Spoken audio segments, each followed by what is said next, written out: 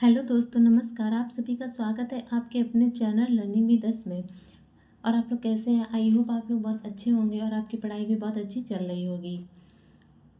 आज मैं आपके लिए हिस्ट्री के कुछ प्रीवियस ईयर क्वेश्चन लेकर आई हूँ और एक प्रीवियस ईयर क्वेश्चन पर मैं वीडियो बना चुकी हूँ आपके। अगर आपने वो वीडियो ना देखी हो तो जाइए मेरे चैनल पर और वो वीडियो देखिए जाके। आइए, आज का टॉपिक है आपका मौर्य वंश, सम्राट अशोक। फर्स्ट क्वेश्चन देखते हैं। मेगस्थनीज, जिन्होंने भारत के बारे में प्रसिद्ध ग्रंथ इंडिका लिखी, वह मूल रूप से किस देश के थे? तो बताइए भाई, वो मूल रूप से किस देश के थे? वो ग्रीस के थे। मेगस्थनीज कहाँ का था? ग्रीस का था। आइए इसके बारे में थोड़ा सा जानते हैं। मेगस्थनीज मूलतः ग्रीस यूनान का निवासी था, जो सेल्यूकस निकेटर का राजदूत था। मेगस्थनीज सम्राट चंद्रगुप्त मौर्य के समय में भारत आया था। मेगस्थनीज की प्रसिद्ध पुस्तक इंडिका थी। तो ये आप लोग याद रखिएगा कि मेगस्थनीज की पुस्तक कौन थी? इंडिका थी। आपके ये क्वेश्चन बहुत बार पूछा गया है एग्जामों में अनेक। आइए आपका दूसरा क्वेश्चन देखते हैं। विशाख दत्त द्वारा लिखित मुद्रा राक्षस कौन सी भाषा में लिखी गई है? तो बताइए भाई, कौन सी भाषा में लिखी गई है? ये संस्कृत भाषा में लिखी गई है। आइए इसके बारे में जानते हैं, थोड़ा सा देखते हैं। विशाख दत्त द्वारा रचित मुद्रा राक्षस संस्कृत भाषा का नाटक है, जिसकी रचना चौथी सदी के उत्तरार्ध एवं 5वीं सदी के पूर्वार्ध में की गई थी। इसे हिंदी में अनुदित करने का श्रेय भारतेंद्र हरिश्चंद्र को प्राप्त है। इस ग्रंथ से चंद्रगुप्त मौर्य के विषय में विस्तृत सूचना प्राप्त होती है। नाटक में चंद्रगुप्त को वृषल तथा कुलीन कहा गया है। धुंडीराज ने मुद्रा राक्षस पर टीका लिखी थी। चंद्रगुप्त मौर्य कौन था भाई? आप लोगों को पता है कौन था? चंद्रगुप्त मौर्य ने मौर्य वंश की स्थापना की थी। ठीक है, याद रखिएगा। आइए आपका नेक्स्ट क्वेश्चन देखते हैं कौन सा है। नेक्स्ट क्वेश्चन है आपका, सम्राट अशोक का कौन सा शिलालेख कलिंग पर उसकी विजय का उल्लेख करता है? बताइए भाई, कौन सा शिलालेख है उसका? 13वां शिलालेख है अशोक का। ठीक है, याद रखिएगा आप लोग। ये भी क्वेश्चन बहुत बार पूछा गया एग्जाम में आपके। कलिंग युद्ध तथा उसके परिणामों के विषय में अशोक के 13वें शिलालेख में विस्तृत सूचना प्राप्त होती है। अशोक ने अपने राज्य अभिषेक के 8 वर्ष बाद 261 ईसा पूर्व में कलिंग पर विजय आक्रमण किया था। विजय उपरांत कलिंग को 2 अधीनस्थ प्रशासनिक केंद्र स्थापित किए गए थे। उत्तरी केंद्र कौन था? राजधानी तोसली। और दक्षिणी केंद्र कौन सा था? राजधानी जौगढ़। आइए आपका नेक्स्ट क्वेश्चन देखते हैं क्या। नेक्स्ट क्वेश्चन है आपका, अशोक के आक्रमण के दौरान कलिंग पूर्वी प्रांत की राजधानी कौन सी थी? तो भाई बताइए, राजधानी कौन थी? तोसली थी। आपको मैं ऊपर बता भी चुकी। और कलिंग आपकी है कहाँ पर? उड़ीसा में है, याद रखिएगा। देखो लिखा भी, अशोक के आक्रमण के दौरान कलिंग की राजधानी तोसली उड़ीसा थी। आप लोग याद रखिएगा। आइए नेक्स्ट क्वेश्चन देखते हैं। निम्नलिखित में से कौन सा अशोक के साम्राज्याधीन नहीं था? तो बताइए कौन नहीं था? कामरूप आपका इसका आंसर होगा कि कामरूप अशोक के साम्राज्याधीन नहीं था। आइए देखते हैं, उपयुक्त विकल्पों में से कामरूप अशोक के साम्राज्याधीन नहीं था। याद रखिएगा। कामरूप का पहला ऐतिहासिक उल्लेख समुद्रगुप्त की 4वीं सदी के इलाहाबाद प्रशस्ति हरिश्चंद्र द्वारा रचित में मिलता है, जहां यह गुप्त साम्राज्य के सीमांत राज्यों देविका और समतट के साथ वर्णित है। आइए आपका नेक्स्ट क्वेश्चन देखते हैं। अशोक के कौन से शिलालेख में ब्राह्मी लिपि का प्रयोग नहीं था? तो भाई कौन से शिलालेख में नहीं था? इसका आंसर आपका सेकंड सही होगा, बी, शाहबाज गढ़ी। ठीक है, याद रखिएगा। आइए देखते हैं। अशोक के 14 वृद्ध शिलालेख विभिन्न राजशाहियों शासनादेश हैं, जो 8 भिन्न भिन्न स्थानों से प्राप्त किए गए हैं। अशोक के शाहबाजगढ़ी तथा मानसेहर अभिलेख अन्य लेखों के विपरीत खरोष्ठी लिपि में है। ज़्यादातर वैसे अशोक के जो शिलालेख है वो ब्राह्मी लिपि में लिखे गए हैं, और ये 2 खरोष्ठी में, जो ईरान अराइमेक से उत्पन्न हुई थी। शाहबाजगढ़ी आधुनिक पाकिस्तान के पेशेवर जिले की यूसुफ जई तहसील में स्थित है। तो ये लोग आप लोग याद रहे। और कभी कभी ये भी क्वेश्चन आपसे पूछ देता है कि अशोक के शिलालेख सबसे पहले किसने पढ़े थे? तो अशोक के शिलालेख सबसे पहले जेम्स प्रिंसेप ने पढ़े थे। और कौन सा शिलालेख सबसे पहले पढ़ा था? सबसे पहला शिलालेख जेम्स प्रिंसेप ने कौन सा वाला पढ़ा था? तो ये शिलालेख है दिल्ली टोपरा अभिलेखों को पढ़ा था उसने। ठीक है, याद रखिएगा आप लोग। नेक्स्ट देखते हैं आपका क्वेश्चन, अशोक के प्रधान शिलालेखों में सबसे बड़ा शिलालेख कौन है? सबसे बड़ा शिलालेख कौन है भाई? ये 13वां शिलालेख है, आप लोग याद रखिएगा। ठीक है, वैसे आइए नेक्स्ट देखते हैं आपका क्या दिया। अशोक के प्रधान शिलालेखों में 13वां शिलालेख सबसे बड़ा शिलालेख है। इसमें अशोक के कलिंग विजय राज्य अभिषेक के 8 वर्ष बाद का वर्णन है तथा इसकी तुलना में धम्म विजय को अधिक महत्वपूर्ण बताया गया है। मतलब इन दोनों की तुलना में सबसे महत्वपूर्ण जो शिलालेख है वो धम्म विजय को बताया गया है। ठीक है, आप लोग याद रखिएगा। नेक्स्ट क्वेश्चन है आपका, अशोक का सिंह चतुर्मुख स्तंभ शीर्ष डैश एक स्तंभ पर था, तो किस पर था याद रखिएगा आप लोग, ये सारनाथ इसका आंसर होगा। ठीक है, आइए इसके बारे में जानते हैं थोड़ा सा। सम्राट अशोक का एक स्तंभ सारनाथ में स्थित है। कहाँ स्थित है भाई? सारनाथ में स्थित है, जिसे अशोक ने बनवाया था। सारनाथ स्थित स्तंभ के शीर्ष पर 4 शेर बैठे हैं और सभी की पीठ एक दूसरे से सटी हुई है। सारनाथ के अशोक स्तंभ को भारत को राष्ट्रीय प्रतीक के रूप में अपनाया है। अशोक स्तंभ के निचले भाग में स्थित चक्र को भारतीय तिरंगे के मध्य भाग में रखा गया है। तो ये आप लोग याद रखिएगा, ये बहुत इंपॉर्टेंट क्वेश्चन है और बहुत पूछा जाता है। नेक्स्ट क्वेश्चन देखते हैं आपका, मौर्य अर्थव्यवस्था मुख्य रूप से निर्भर थी। तो बताइए भाई, मौर्य अर्थव्यवस्था मुख्य रूप से किस पर निर्भर थी? इसका ऑप्शन आपका सही होगा, कृषि अर्थव्यवस्था पर। तो मौर्य अर्थव्यवस्था मुख्य रूप से किस पर निर्भर थी? तो ये कृषि अर्थव्यवस्था पर निर्भर थी। आइए आपका इसके बारे में देखते हैं। इसके बारे में, मौर्य अर्थव्यवस्था मुख्यतः कृषि अर्थव्यवस्था थी मौर्य वंश की, और भूमि कर जिसे भाग कहा जाता था राजस्व का प्रमुख प्रकार था और यह उत्पादन का 1/6 होता था। ये आप लोग याद रखिएगा। आइए आपका नेक्स्ट देखते हैं। नेक्स्ट क्या? नेक्स्ट है कि देवनाम प्रिय नाम किसे दिया गया था? तो देवनाम प्रिय नाम किसे दिया गया था, ये आपको बताइए आप लोग, किसको दिया गया था? ये अशोक को दिया गया था। ठीक है, और अशोक के बहुत सारे अन्य नाम थे। अशोक को चक्रवर्ती राजा सम्राट भी कहा जाता था वैसे। आइए और देखते हैं। देवनाम प्रिय मौर्य शासक अशोक को कहा जाता था। अशोक को प्रियदर्शी भी कहा जाता था। अशोक का नाम मास्की, गुर्जरा, नेतुर, उद्गोलक के अभिलेखों से मिलता है। अशोक को धम्म, नीत एवं कलिंग युद्ध के लिए विशेष तौर पर जाना जाता है। आइए अब देखते हैं गुप्त वंश समुद्रगुप्त द्वितीय। अशोक से जितने भी क्वेश्चन बन सकते थे आपके, जो भी प्रीवियस ईयर में आए थे, मैंने सारे करवा दिए। आइए इसका देखते हैं फर्स्ट क्वेश्चन क्या है। फर्स्ट क्वेश्चन है आपका,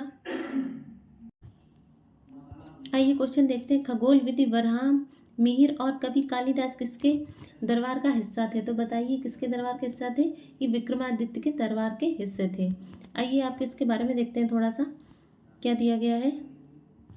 खगोलविद बरहाम मीर और कवि कालिदास सम्राट चंद्रगुप्त द्वितीय विक्रमादित्य के नवरत्नों में से थे।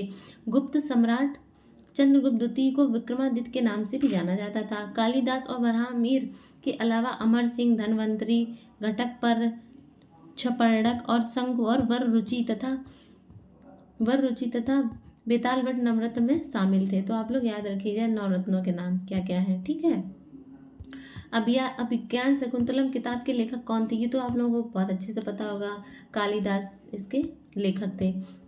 ठीक है, अभिज्ञान शकुंतलम के लेखक संस्कृत भाषा के सबसे महान कवि और नाटककार कालिदास थे। अभिज्ञान शकुंतलम के अतिरिक्त विक्रमो वर्षीर और मालविकाग्नि मित्रम, रघुवंशम और कुमार संभवम, मेघदूत और ऋतु संहार आदि उनकी प्रमुख रचनाएं। ये जो इतनी सारी रचनाएं दी हैं कालिदास की, सारी रचनाएं आपके इम्पोर्टेंट कहीं ना कहीं एग्जाम में पूछी गई हैं, तो आप लोग अच्छे से इसको याद रखिएगा।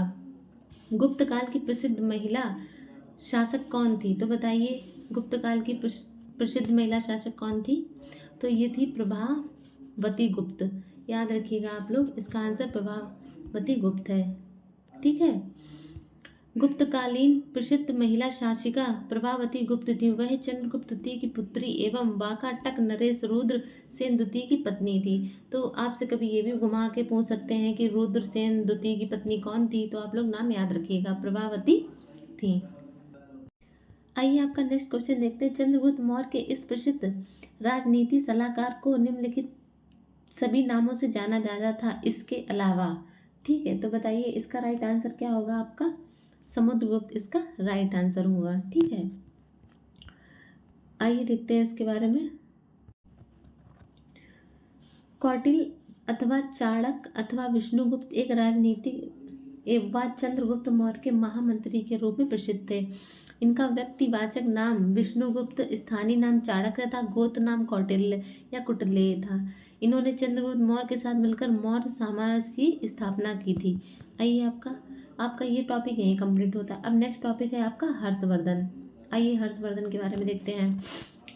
कन्नौज से पूर्व हर्षवर्धन कहाँ का शासक था? तो बताइए हर्षवर्धन कन्नौज से पूर्व कहाँ का शासक था? थानेश्वर का शासक था ये, ठीक है।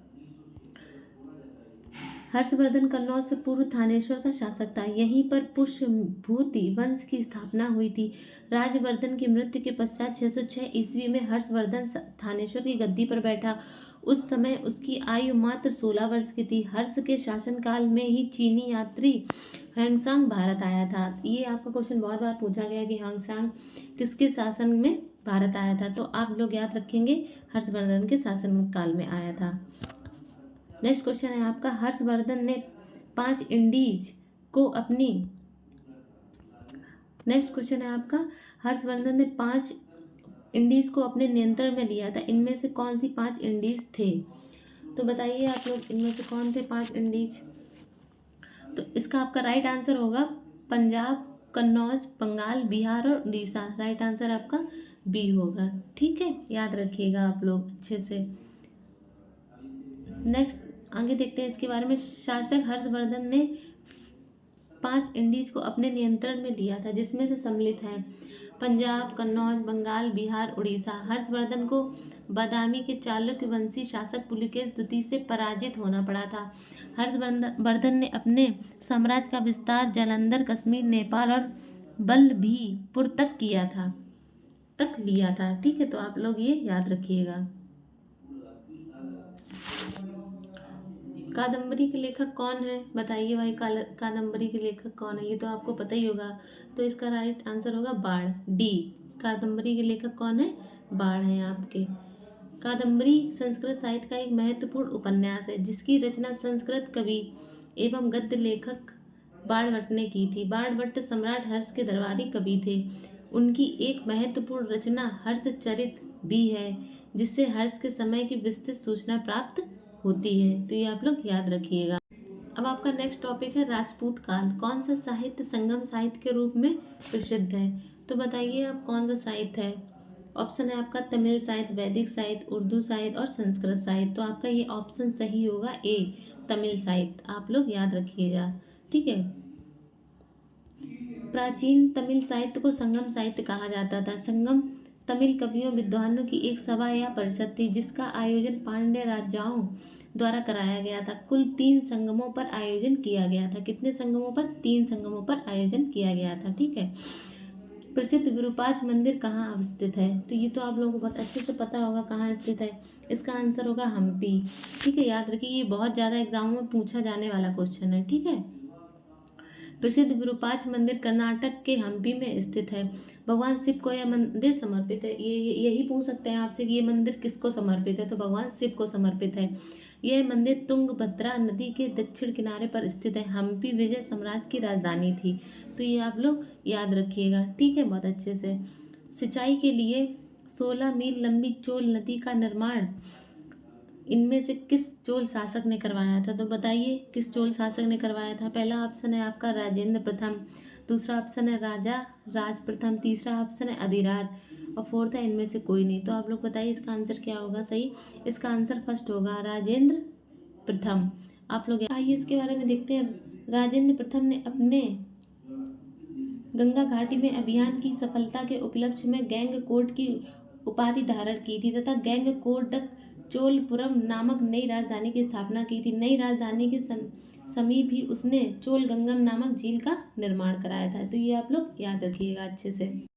नेक्स्ट क्वेश्चन है आपका, चोल अभिलेखों के अनुसार जैन सभाओं को दान में दे जाने वाली भूमि को क्या कहा जाता था? तो कहा जाता था पलिच्छादनम।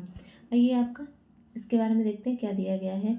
चोल अभिलेखों के अनुसार जैन सभाओं को दान में दी जाने वाली भूमि को पलिच्छादम कहा जाता था। गैर ब्राह्मणों को दी जाने वाली भूमि को वेल्लम वैगई कहा जाता था। स्कूली विद्यालयों की व्यवस्था के लिए दान में दी जाने वाली भूमि को साला भोग कहा जाता था। ब्राह्मणों को दान में दी जाने वाली भूमि को बृहदेई कहा जाता था। आइए आपका नेक्स्ट क्वेश्चन देखते हैं। पाल वंश का पहला शासक कौन था? तो बताइए भाई, पाल वंश का पहला शासक कौन था?